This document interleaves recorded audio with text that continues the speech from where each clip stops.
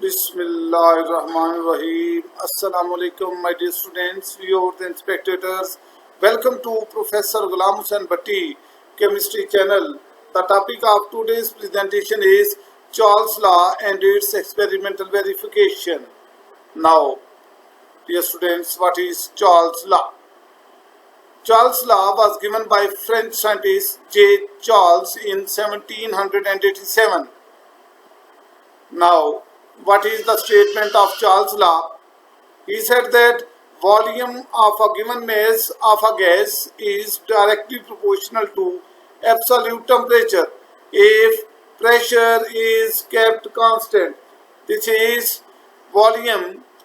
You may see that volume is directly proportional to absolute temperature T, capital T, if pressure is kept constant and number of moles of the gas is also fixed. Volume of the gas should be fixed. Mass of the gas should be fixed. Now, if we remove this proportionality, then V is equal to, we put K. K is called constant of proportionality. Then V is equal to KT. अब T जो है V के नीचे ले जाएं तो K is equal to V over T is an expression of Charles' law.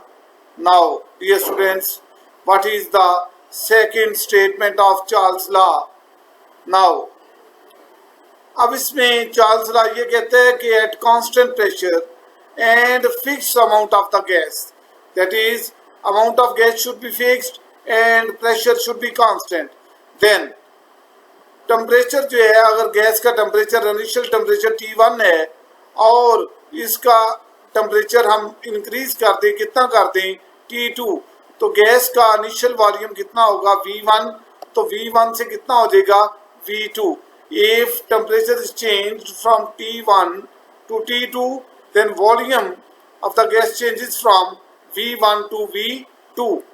So we can write another expression, V1 over T1 is equal to K and V2 over T2 is equal to K, and we can write it as V1 over T1 is equal to V2 over T2. This is the Charles' law. This is the Charles' law, and we will prove it that V1 over T1 is equal to V2 over T2. Now, there is a short question as per board paper point of view. Give two statements of Charles' law. You will have to write down both the statements, and you must have to write down their formulas as well, their mathematical portion as well. Now, what is the experimental verification of Charles' law? Dear students, consider a certain amount of gas enclosed in a cylinder filled with movable piston. अब एक cylinder में gas रखी हुई है, gas का volume fixed है और उसका सिलेंडर का जो है वो जो पिस्टन है वो मूवेबल है, और suppose that initial volume is V1 and initial temperature is T1. Now gas जो है सिलेंडर में जो है उसको हीट करें तो क्या होगा, गैस का टेम्परेचर इंक्रीज होगा तो वॉल्यूम भी इंक्रीज हो जाएगा. We will see in the video as well. Now V1 over T1 is equal to V2 over T2. There is a short question, give the experimental verification of Charles' law. Now, हाँ हम इसको prove करेंगे. ये एक छोटी सी animated video है, उसके जरिए मैं इसको प्रूव करूंगा चार्ल्स लॉ को. डियर स्टूडेंट्स, ये एक एनिमेटेड वीडियो है. आप चार्ल्स लॉ को एक्सप्लेन करने के लिए एक एनिमेटेड वीडियो देखते हैं. अब ये देखें, हमारे पास ये यू नो दैट ये हमारे पास एक सिलेंडर है और सिलेंडर के अंदर जो है ये मूवेबल पिस्टन है और ये इसके ऊपर मूवेबल पिस्टन है और इसके अंदर गैस एनक्लोज की हुई है, फिक्स अमाउंट ऑफ गैस इसके अंदर फिल की हुई है और इसका इनिशियल टेम्परेचर जो है वो T1 है और इनिशियल वॉल्यूम V1 है और ये इसका जो प्रेशर है 1 atm फिक्स है. अब हम क्या करेंगे, इसका जो है वो टेम्परेचर जो है वो इंक्रीज करेंगे तो गैस का वॉल्यूम भी इंक्रीज हो जाएगा. अब ये देखें, हमने इसका टेम्परेचर 300 केल्विन से क्या करना है, इंक्रीज करके अगर हम इसका टेम्परेचर जो है 600 केल्विन कर दें। ये देखिए टेम्परेचर इसका इंक्रीज कर रहे हैं, इसका वॉल्यूम भी इंक्रीज हो रहा है।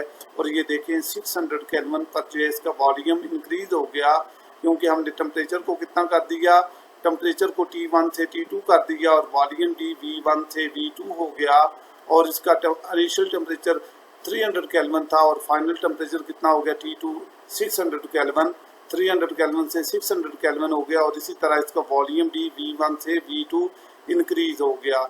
अब यू मे सी दैट, अब इसका ये देखें 50 लीटर तक इसका वॉल्यूम जो है वो चला गया।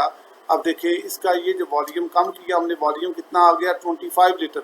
V1 कितना है 25 लीटर और V2 कितना हो जाएगा, V2 हो जाएगा 50 लीटर टेम्परेचर इंक्रीज करने से। अब ये देखिए वॉल्यूम 50 लीटर और इसका जो है वो टेम्परेचर कितना हो जाएगा 600 kelvin.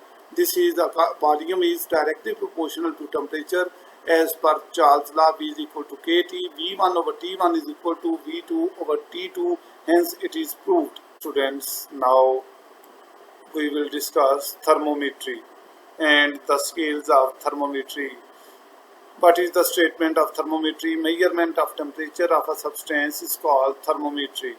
Dear students, what are the different scales of thermometry? There are 3 different scales of thermometry: centigrade scale or Celsius scale, number 2 Fahrenheit scale, and number 3 is Kelvin scale or absolute scale K. All are studied at 1 atm pressure at sea level. यानी इन तमाम को 1 atm pressure पर सी level पर हम study कर सकते हैं। Now these are the all the 3 different scales of thermometry. अब इसमें सबसे पहले फारेनहाइट स्केल अगर देखें तो फारेनहाइट स्केल में जो फ्रीजिंग पॉइंट है ये 32 फारेनहाइट से स्टार्ट हो रहा है। Freezing point of water, my dear student, you must note please. Now the boiling point of water of Fahrenheit scale is 212 Fahrenheit.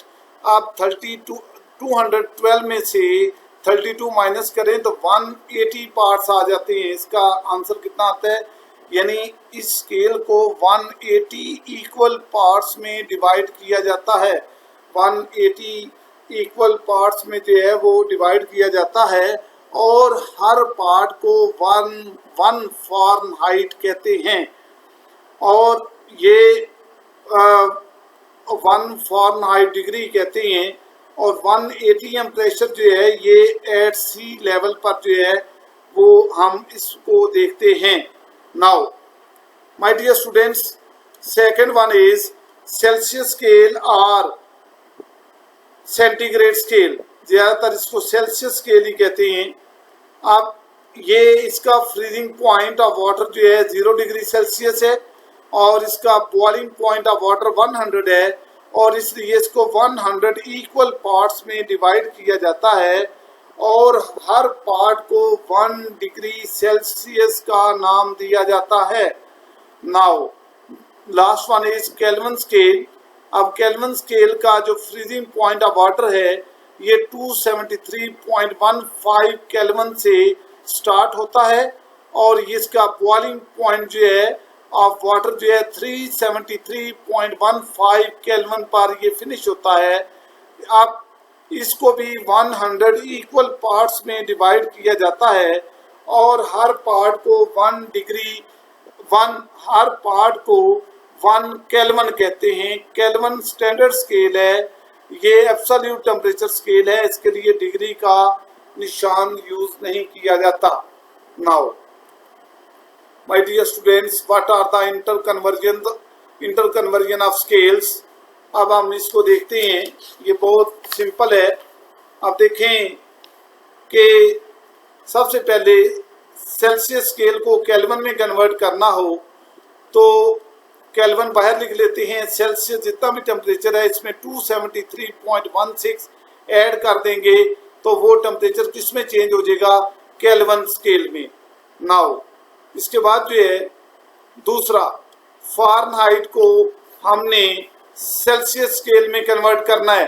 Fahrenheit scale को, फारेनहाइट डिग्री को सेल्सियस स्केल में convert करना है तो सेल्सियस इज इक्वल टू, अब देखिए, अब अब इसमें एक चीज बड़ी इंपॉर्टेंट है कि डियर स्टूडेंट्स, फ़ारेनहाइट स्केल के केस में वाटर का फ्रीजिंग पॉइंट ऑफ वाटर कितना था, 32। इसलिए F-32 फ़ारेनहाइट में से 32 निकाल देंगे तो इससे ये होगा कि ये सेंटीग्रेड और सेल्सियस स्केल के इक्वल हो जाएगा। यानी फ़ारेनहाइट स्केल 32 से स्टार्ट होता है जबकि सेल्सियस स्केल 0 से स्टार्ट होता है, इसलिए फ़ारेनहाइट स्केल में से 32 माइनस कर देंगे। अब एक तो आपको मैंने ये बता दिया कि फ़ारेनहाइट से 32 माइनस क्यों करेंगे। दूसरा माय डियर स्टूडेंट, दूसरी बात, सेल्सियस स्केल में कितने पार्ट होते हैं, 100 पार्ट्स। लेकिन फ़ारेनहाइट स्केल में कितने पार्ट्स आपको मैंने बताए थे, फ़ारेनहाइट स्केल में 180। देखें 32 से शुरू होता है, 200 पर फिनिश होता है, तो इसका मतलब है इसके 180 इक्वल पार्ट्स हैं। अब ये फ़ारेनहाइट स्केल के 180 पार्ट्स हैं, जबकि सेल्सियस स्केल के कितने पार्ट्स हैं, सेल्सियस स्केल के जो है 100 पार्ट्स हैं। अब क्या करेंगे, सेंटीग्रेड जो है इसको 100 से 100 ले लेंगे और जो फ़ारेनहाइट है इसको 180 ले लेंगे, तो 100 डिवाइडेड बाय 180, तो इसका आंसर कितना आ जाएगा, 5 डिवाइडेड बाय 9। ये मैं आपको एक्चुअल बता रहा हूँ कि 5/9 कहाँ से आया। मैं आपको डियर स्टूडेंट्स एक्चुअल कंसेप्ट दे रहा हूँ कि 5 जो है बेसिकली हमने सेंटीग्रेड स्केल 100 इक्वल पार्ट्स पर मुश्तमिल होता है, सेंटीग्रेड के केस में आप 100 लिख रहे हैं। अब 9 जो है हमने लिखा, इसकी जगह हम 180 लिखेंगे। 180 क्यों लिखेंगे, क्योंकि फ़ारेनहाइट स्केल 180 इक्वल पार्ट्स में डिवाइड होता है, तो 100 डिवाइडेड बाय 98, इसको सिंप्लीफाई करेंगे तो ये 5/9 आ जाएगा। 5/9 multiply by Fahrenheit minus 32। Fahrenheit से 32 क्यों माइनस करेंगे, क्योंकि फ़ारेनहाइट स्केल का फ्रीजिंग पॉइंट ऑफ वाटर 32 से स्टार्ट होता है, इसलिए 32 इसमें से माइनस कर देंगे। ये मैंने आपको बड़ी सिंपल और आसान अल्फाज में समझाने की कोशिश की है कि ये फार्मूला कैसे बना, कि कैसे हम सेंटीग्रेड को जो है फ़ारेनहाइट स्केल को जो है कन्वर्ट करते हैं किसमें, सेल्सियस स्केल में।